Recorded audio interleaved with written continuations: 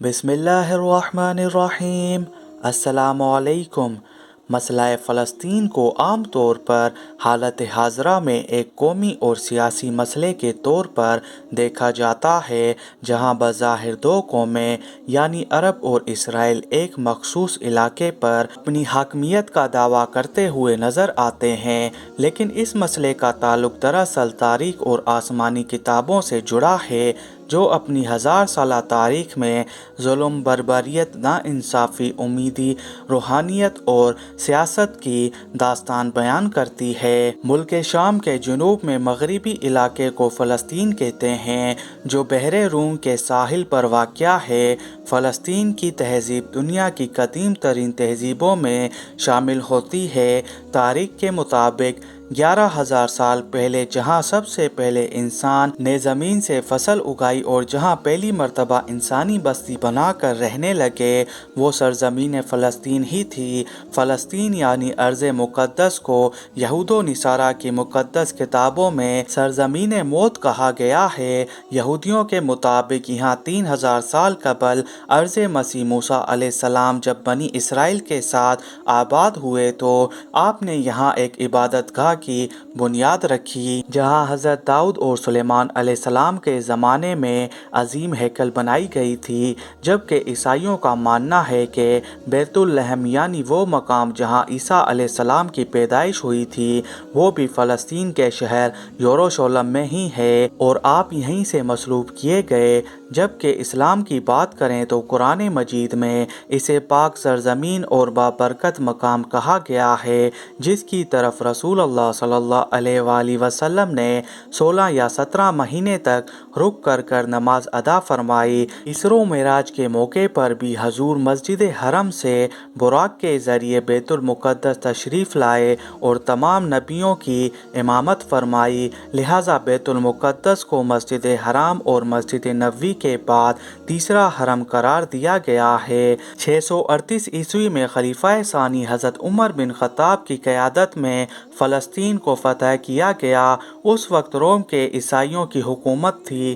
حضرت عمر جب یروشلم میں فاتح کی حیثیت سے داخل ہوئے تو سب سے پہلے اس چٹان کے قریب ایک مسجد بنانے کا حکم دیا جہاں نبی کریم صلی اللہ علیہ وآلہ وسلم سفر معراج پر تشریف لے گئے تھے، اور اس مسجد کو ہم آج مسجد اقصیٰ کے نام سے جانتے ہیں۔ اموی دور حکومت عبد الملک بن مروان نے حرم شریف کے احاطے میں ہی قبۃ الصخرہ کی تعمیر کی، جسے اقصیٰ کے قریب ہی بنایا گیا تھا اور جو آج دنیا کی خوبصورت ترین عمارتوں میں شمار ہوتا ہے۔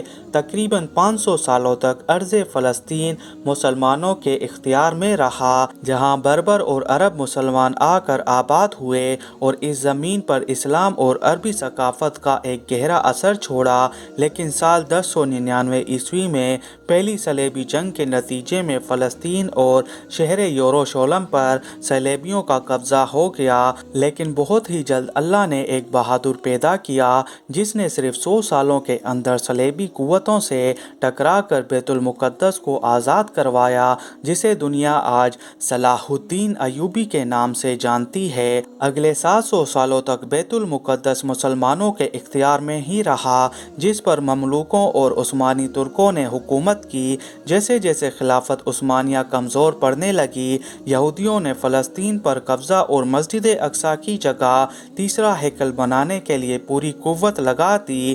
دراصل ہیکل سلیمانی جو یہودیوں کی سب سے مقدس عبادت گاہ تھی، اسے بخت نصر اور پھر ٹیٹس رومی نے 2 مرتبہ مسمار کر کے تباہ اور برباد کر دیا تھا اور یہودیوں کا خوب قتل عام کیا تھا۔ لہٰذا اب یہودیوں کا مقصد تھا کہ قیامت کے قریب انہیں تیسرا ہیکل کو دوبارہ تعمیر کرنا ہوگا اور فلسطین میں عظیم یہودی ریاست کا قیام کر کے ہی ان کا مسیحا یعنی دجال کا ظہور ہوگا۔ پوری دنیا پر یہودیوں کی حکومت قائم کرے گا، لیکن آخری عثمانی سلطان عبد الحمید کے جیتے جی وہ اس منصوبے میں کامیاب نہ ہو سکے۔ دراصل یہودی قوم سلیمان علیہ السلام کے بعد در بدر مختلف ملکوں میں پھرتے رہے اور 2000 سالوں سے ان کا کوئی اپنا ملک یا ریاست نہیں تھا، لہٰذا 19ویں صدی میں سیاسی تحریک کا آغاز ہوا जिसका मकसद ये था कि दुनिया भर में फैले यहूदियों को फ़लस्तीन की तरफ बुलाया जाए और यहाँ एक यहूदी रियासत कायम किया जाए ताकि यहाँ हैकल की तामीर दोबारा हो और यहूदियों को उनका हक मिले। चुनाचे पहली आलमी जंग के बाद जब सल्तनत उस्मानिया का खात्मा हुआ तो फ़लस्तीन पर बरतानिया का कब्ज़ा हो गया, लिहाजा यूरोपी ममालिक ने सियानी तहरीक की हिमायत कर दी और दुनिया भर के यहूदी फ़लस्तीन आकर आबाद होने लगे, जिसका नतीजा ये हुआ कि यहूदियों और वहाँ मौजूद अरबों में तज़ाब बढ़ने लगे। लिहाजा ऐसी सूरत में यूएनओ ने फ़लस्तीन का कंट्रोल संभाल लिया।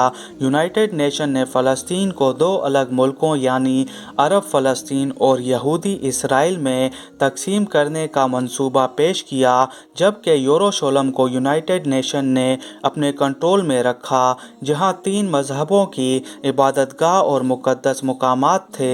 आखिरकार 14 मई साल 1948 को इसराइल वजूद में आया, लेकिन इर्द गिर्द के अरब मुल्कों ने इसराइल को तस्लीम करने से इनकार कर दिया।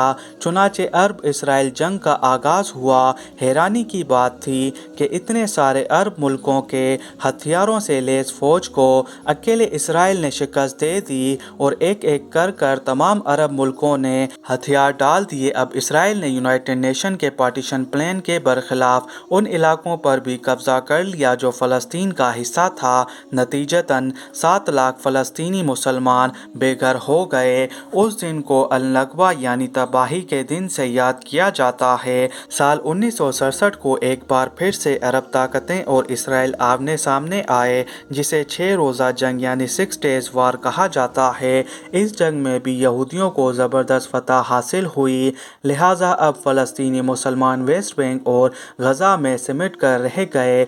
यहूदियों की साजिशें यहीं ख़त्म नहीं हुई, बल्कि उसके बाद भी फ़लस्तीन के इलाकों पर इसराइल कब्ज़ा करता चला गया, जिसके रद्द अमल में कई तहरीकें ऑर्गेनाइजेशन इसराइल से लड़ने के लिए सामने आई, जिसका नतीजा ये हुआ कि पिछले 20 सालों में बेशुमार खून रेज़ी, झड़पें, ज़मीनी और फ़िज़ाई हमले और कत्ल गारत का सिलसिला शुरू हुआ, जो आज तक जारी है। मकबूजा फ़लस्तीन की ज़मीन आज मुसलमानों के खून से लाल हो चुकी है।